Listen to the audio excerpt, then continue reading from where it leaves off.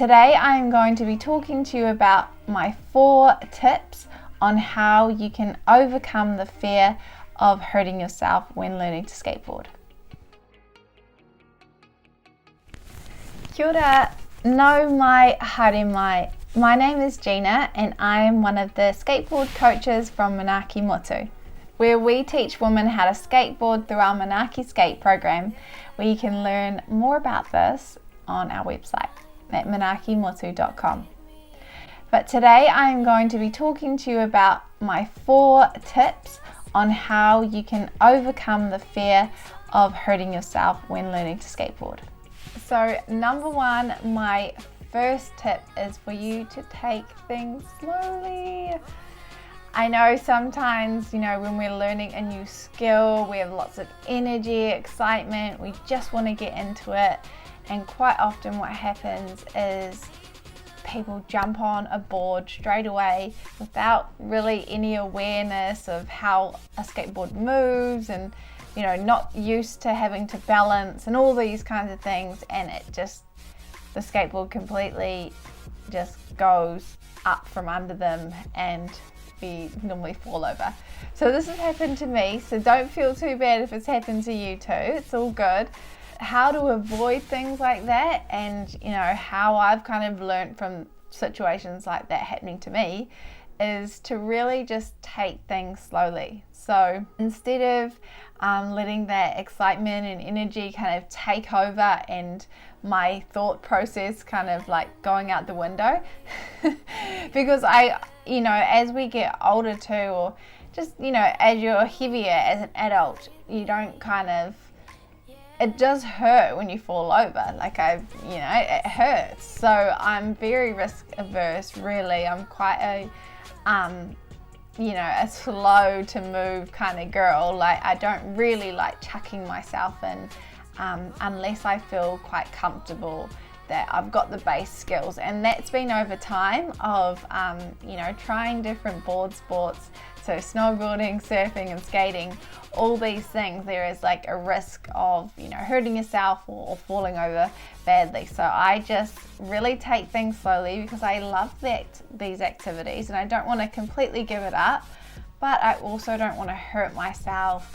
And I'm sure you don't either. So number 1, take things slowly. Slow and steady, honestly, it wins the race. So if you just do a little bit, every week, every day, whenever, it works for you, then that is the best way to go. And for me, that has really been a way that I've set myself up for success and helped lots of women to set themselves up for success when learning to skateboard as well, is to take things slow and learn the basics. So even before you get out on the concrete, when the skateboard is moving, be aware of how you should be standing on your board.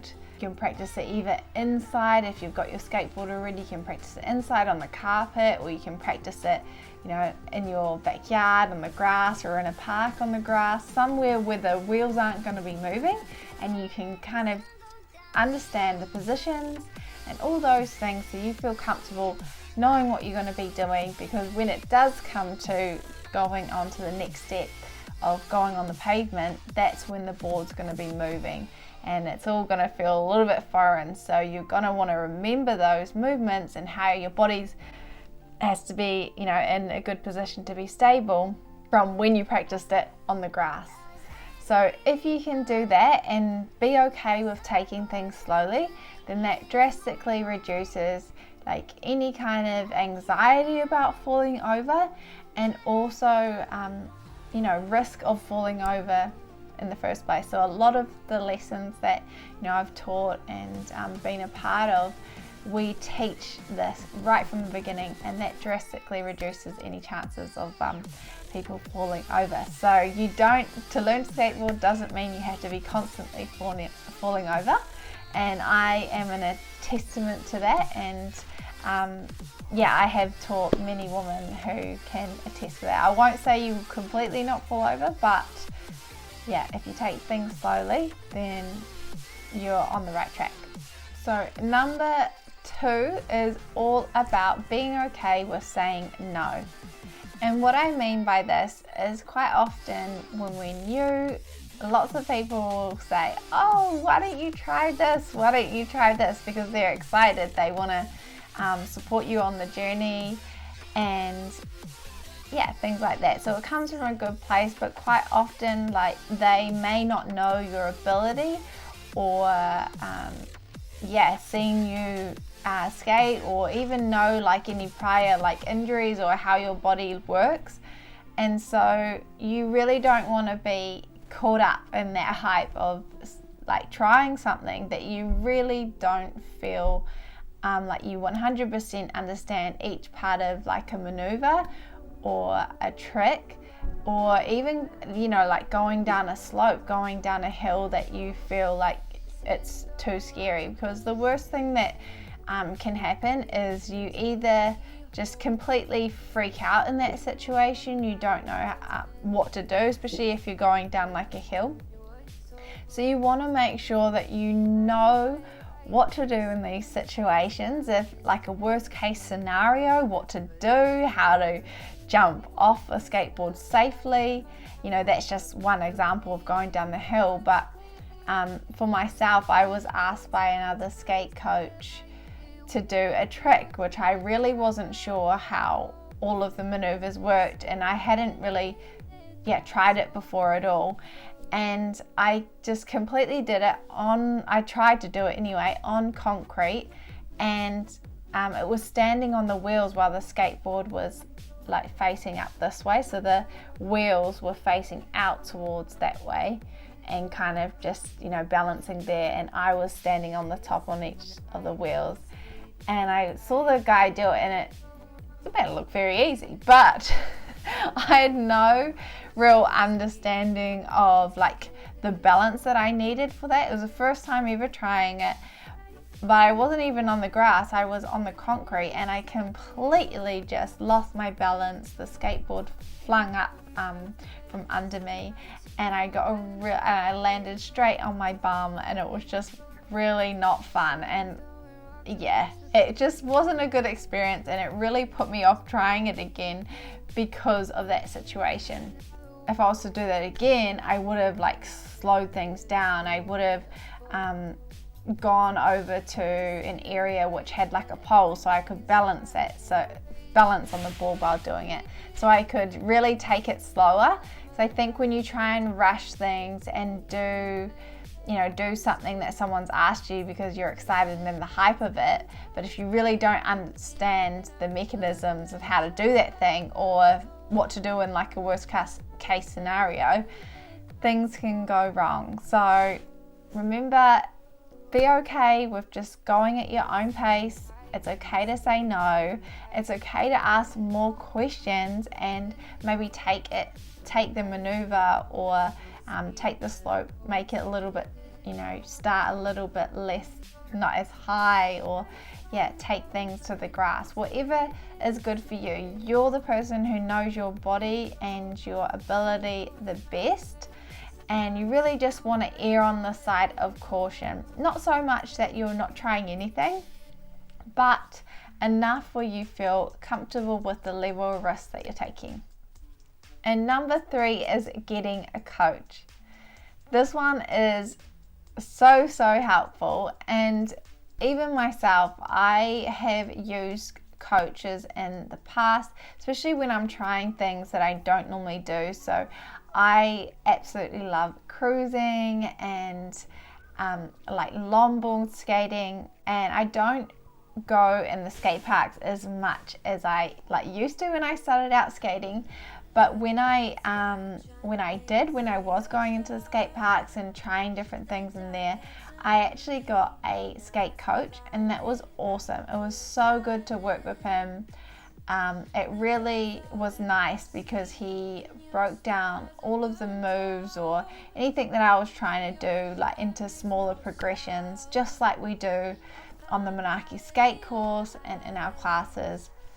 We break things down into small little steps, and that is the the beauty of having a coach to help you to do that, because you know, things don't really like happen overnight like that. It's just small steps like with anything, and then you get to your goal.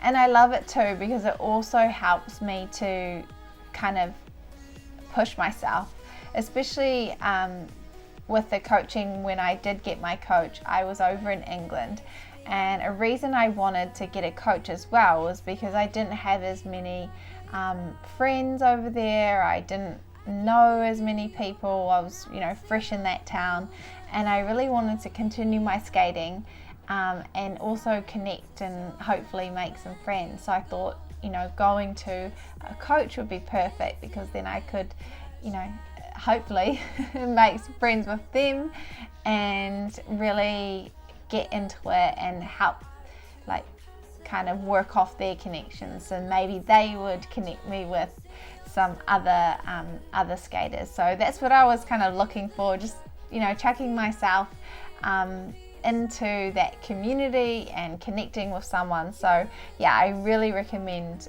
looking at coaches, and if you're wanting to, you can join the Manaaki Skate program, which is perfect if you are just starting out on your skateboarding journey.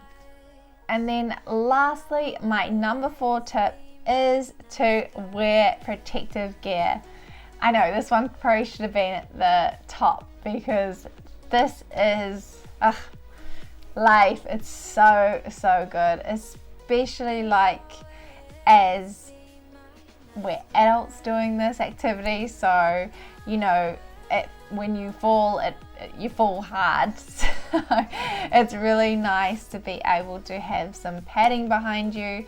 Like, I just find it drastically reduces the injuries, like especially if you just have like a little fall, or even like tripping, or you know, tripping over a board. So it's not even doing like a trick or anything. Like I've had that happen, just, you know, being tired and tripping over my board or something silly like that. And by just having protective pads on and a helmet, that means, you know, what could be a really nasty accident is just like a little whoopsie. You know, you're not going to have any scrapes or cuts or anything like that, especially around those like really key areas.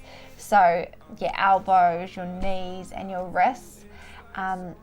No breaking your wrist. That's like quite a common one when people fall and put their, you know, fall quite hard and put their hands out. With wrist guards, that reduces the risk of that. Your helmet, I've been so thankful to have helmets on.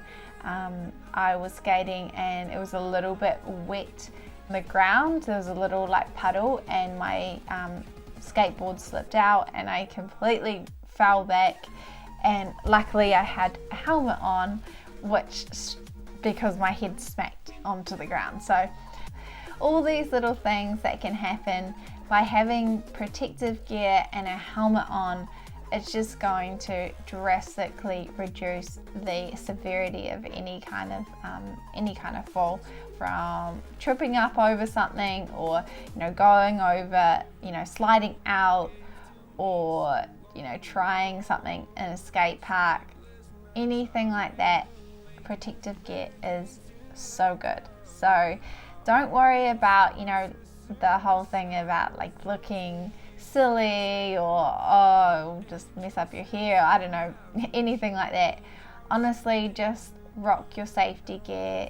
There's really cool colors out there. I really like the Impala ones. You guys can check that out on their website. It is just the way to go. So don't be shy. Safety gear is sexy, and yeah, be confident on your journey. Thanks guys, I hope you really enjoyed that. So just a quick recap. Number 1, take things slowly. Number 2, be okay with saying no. Number 3, get a skate coach. And number 4, wear your safety gear. Safety gear is sexy. Alright, so sis, that's it from me. Have an awesome day. I'd love to connect with you, and be sure to check out our free skateboarding hoe water workshop, where it covers some of the key things that we talked about today, and can really kickstart your skateboarding journey. I will leave a link in the description below. Ka kite, much love.